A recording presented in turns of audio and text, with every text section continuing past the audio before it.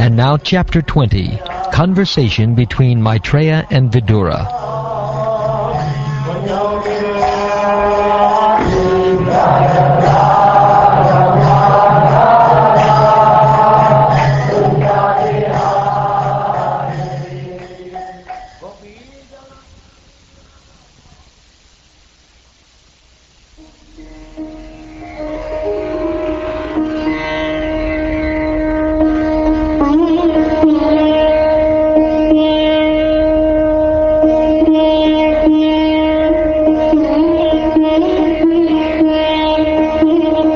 Shonaka inquired, O Sutta Goswami, after the earth was again situated in its orbit, what did Swayambhuva Manu do to show the path of liberation to persons who were to take birth later on? Shonaka Rishi inquired about Vidura, who was a great devotee and friend of Lord Krishna, and who gave up the company of his elder brother because the latter, along with his sons, played tricks against the desires of the Lord. Sutta Goswami said, Vidura was born from the body of Vedavyas, and was not less than he. Thus he accepted the lotus feet of Krishna wholeheartedly, and was attached to his devotees. Vidura was purified of all passion by wandering in sacred places, and at last he reached Haridwar, where he met the great sage who knew the science of spiritual life, and he inquired from him. Shonaka Rishi therefore asked, What more did Vidura inquire from Maitreya? There must have been many narrations of the spotless pastimes of the Lord. The hearing of such narrations is exactly like bathing in the water of the Ganges, for it can free one from all sinful reactions. O Sutta Goswami, all good fortune to you. Please narrate the activities of the Lord, which are all magnanimous and worth glorifying. What sort of devotee can be satiated by hearing the nectarian pastimes of the Lord? On being asked to speak by the great sages of Naimisharanya, the son of Romaharshana, Sutta Goswami, whose mind was absorbed in the transcendental pastimes of the Lord, said, Please hear what I shall now speak. Vidura, the descendant of Bharat, was delighted to hear the story of the Lord, who, having assumed by his own divine potency the form of a boar, had enacted the sport of lifting the earth from the bottom of the ocean, and indifferently killing the demon Hiranyaksha. Vidura then spoke to the sage as follows. Since you know of matters inconceivable to us, tell me, O holy sage, what did Brahma do to create living beings after evolving the Prajapatis, the progenitors of all living beings? How did the Prajapatis, such progenitors of living entities as Marichi and Swayambhuva Manu, create according to the instruction of Brahma, and how did they evolve this manifested universe? Did they evolve the creation in conjunction with their respective wives? Did they remain independent in their action? Or did they all jointly produce it? Maitreya said, When the equilibrium of the combination of the three modes of nature was agitated by the unseen activity of the living entity, by Mahavishnu, and by the force of time, the total material elements were produced. As impelled by the destiny of the jiva, the false ego, which is of three kinds, evolved from the Mahatattva, in which the element of Rajas predominates. From the ego, in turn, evolved many groups of 5 principles. Separately unable to produce the material universe, they combined with the help of the energy of the Supreme Lord, and were able to produce a shining egg. For over 1,000 years, the shiny egg lay on the waters of the causal ocean in the lifeless state, and the Lord entered it as Garbhodakashayi Vishnu. From the navel of the personality of Godhead, Garbhodakashayi Vishnu, sprouted a lotus flower, effulgent like 1,000 blazing suns. This lotus flower is the reservoir of all conditioned souls, and the first living entity who came out of the flower was the omnipotent Brahma. When that supreme personality of Godhead, who is lying on the Garbhodak ocean, entered the heart of Brahma, Brahma brought his intelligence to bear, and with the intelligence invoked, he began to create the universe as it was before.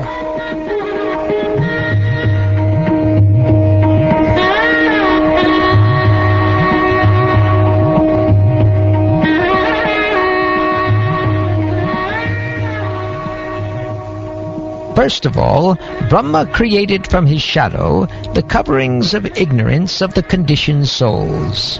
They are 5 in number and are called Tamisra, or envy and anger, Undhatamisra, or the idea that death ends all, Tamas, or ignorance of the soul, Moha, or the illusion of the bodily concept of life, and Mahamoha, or being mad after material enjoyment.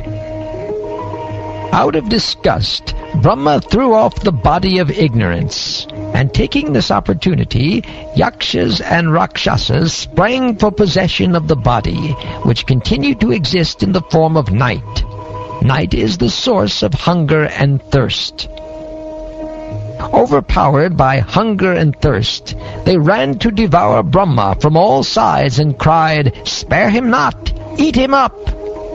Brahma, the head of the demigods, full of anxiety, asked them, "Do not eat me, but protect me. You are born from me and have become my sons. Therefore you are Yakshas and Rakshasas." He then created the chief demigods, who were shining with the glory of goodness. He dropped before them the effulgent form of daytime, and the demigods sportingly took possession of it. Lord Brahma then gave birth to the demons from his buttocks, and they were very fond of sex. Because they were too lustful, they approached him for copulation. The worshipful Brahma first laughed at their stupidity, but finding the shameless Asuras close upon him, he grew indignant and ran in great haste out of fear. He approached the personality of Godhead, who bestows all boons and who dispels the agony of his devotees and of those who take shelter of his lotus feet. He manifests his innumerable transcendental forms for the satisfaction of his devotees. Lord Brahma, approaching the Lord, addressed him thus, "My Lord, please protect me from these sinful demons who are created by me under your order. They are infuriated by an appetite for sex and have come to attack me. My Lord, you are the only one capable of ending the affliction of the distressed and inflicting agony on those who never resort to your feet." The Lord, who can distinctly see the minds of others, perceived Brahma's distress and said to him, "Cast off this impure body of yours." Thus commanded by the Lord, Brahma cast off his body. The body given up by Brahma took the form of the evening twilight, when the day and night meet, a time which kindles passion. The Asuras, who are passionate by nature, dominated as they are by the element of Rajas, took it for a damsel, whose lotus feet resounded with the tinkling of anklets, whose eyes were wide with intoxication, and whose hips were covered by fine cloth, over which shone a girdle. Her breasts projected upward because of their clinging to each other, and they were too contiguous to admit any intervening space. She had a shapely nose and beautiful teeth. A lovely smile played on her lips, and she cast a sportful glance at the Asuras. Adorned with dark tresses, she hid herself, as it were, out of shyness. Upon seeing that girl, the Asuras were all infatuated with an appetite for sex. The demons praised her. "Oh, what a beauty! What rare self-control! What a budding youth! In the midst of us all, who are passionately longing for her, she is moving about like one absolutely free from passion."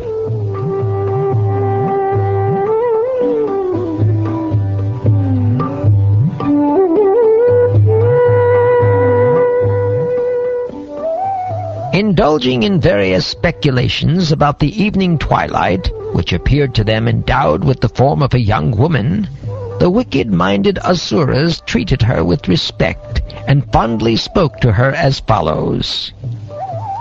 "Who are you, O pretty girl? Whose wife or daughter are you? And what can be the object of your appearing before us? Why do you tantalize us, unfortunate as we are, with the priceless commodity of your beauty? Whoever you may be, O beautiful girl, we are fortunate in being able to see you.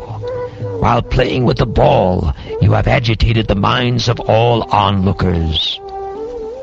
O beautiful woman, when you strike the bouncing ball against the ground with your hand again and again, your lotus feet do not stay in one place. Oppressed by the weight of your full-grown breasts, your waist becomes fatigued, and your clear vision grows dull, as it were. Pray, braid your comely hair."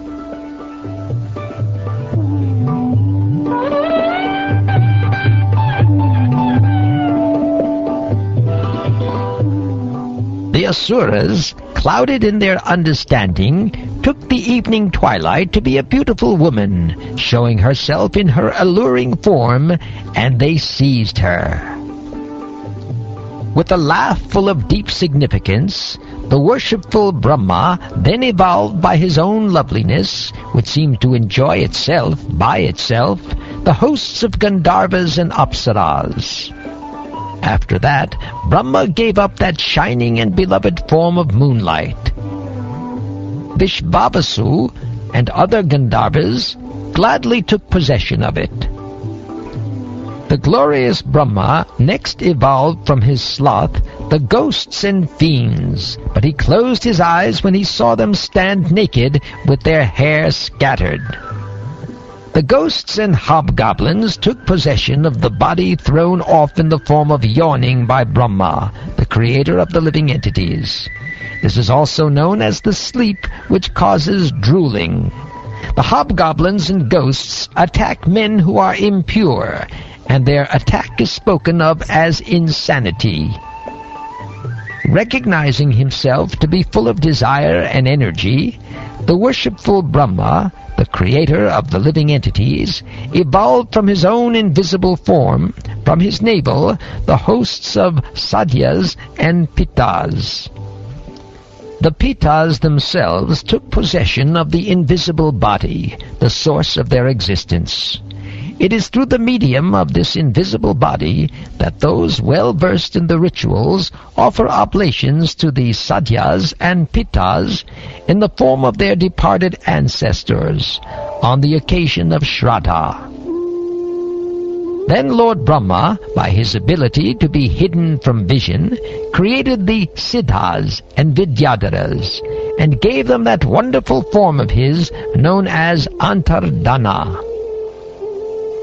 One day, Brahma, the creator of the living entities, beheld his own reflection in the water, and admiring himself, he evolved Kimpurushas as well as Kinnaras out of that reflection. The Kimpurushas and Kinnaras took possession of that shadowy form left by Brahma. That is why they and their spouses sing his praises, by recounting his exploits at every daybreak. Once Brahma lay down with his body stretched at full length.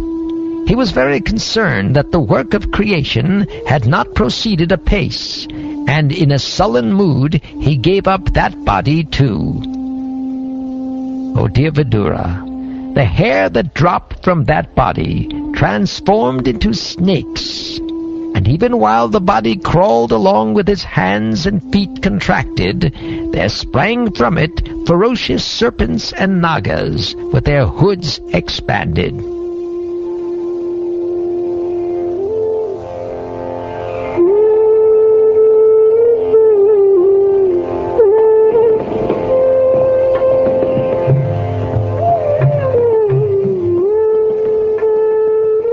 One day Brahma, the self-born, the first living creature, felt as if the object of his life had been accomplished.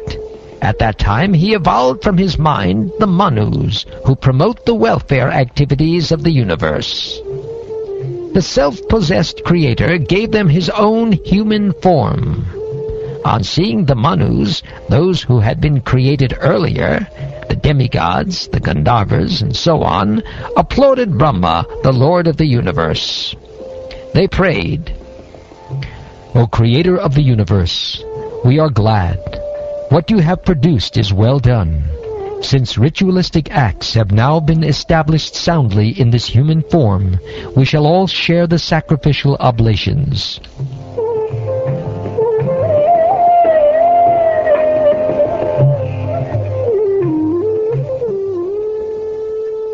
Having equipped himself with austere penance, adoration, mental concentration, and absorption in devotion, accompanied by dispassion, and having controlled his senses, Brahma, the self-born living creature, evolved great sages as his beloved sons. To each one of these sons, the unborn creator of the universe gave a part of his own body, which was characterized by deep meditation, mental concentration, supernatural power, austerity, adoration, and renunciation.